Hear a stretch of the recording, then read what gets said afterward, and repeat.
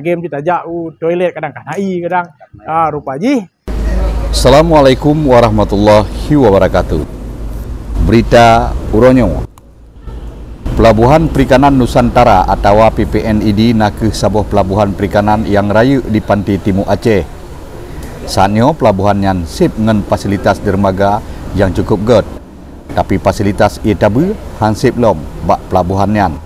Karena selamanya ia tabu payah belo bak becak angkut ia. Keterimong komplain masyarakat akibat kurang ia tabu yang dibak pelabuhan yang Uronyo hameh tanggal heblah bulan sa tahun 2022. Ketua Yayasan Advokasi Rakyat Aceh atau YARA dan Direktur PDAM Tirta Persada Aceh Timur langsung gejak tinjau pelabuhan ID.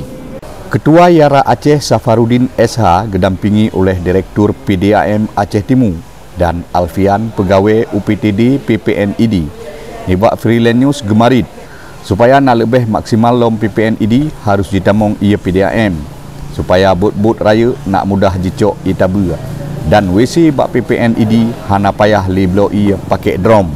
Jadi kebetulan Pak Uronyo merumpuk na kepala PDAM Pak Iskandar na Pak Alfian dari PPN ID kalih tak kalenyo na padebuh kendala di pelabuhan pejit na keluhan-keluhan. Ternyata faktor pertama ya tentang hana air paji.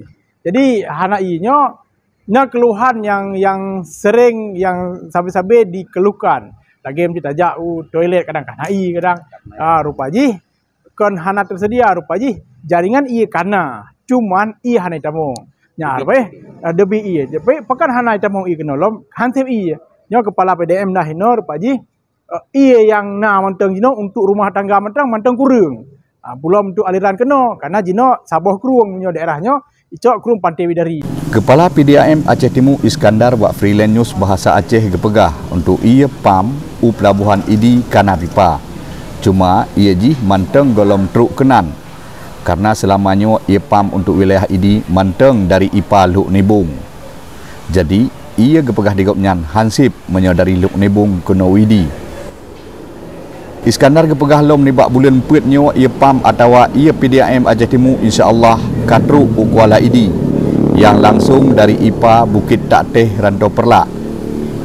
Tengahnya pipa katru dipasang at Kedai Alubu Perlak Barat. Dan bak bulan puitnya ia dari IPA Bukit Tak Teh Kajit gelayani pelanggan baru lam kota ID. Bahkan truk pelabuhan ID dan truk cit UID cut.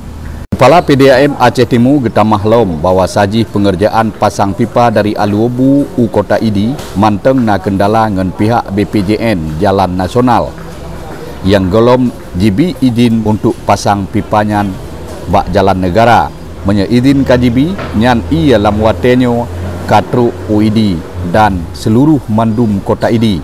Habanyo gebesampo oleh Ilyas bin Ismail freelance news.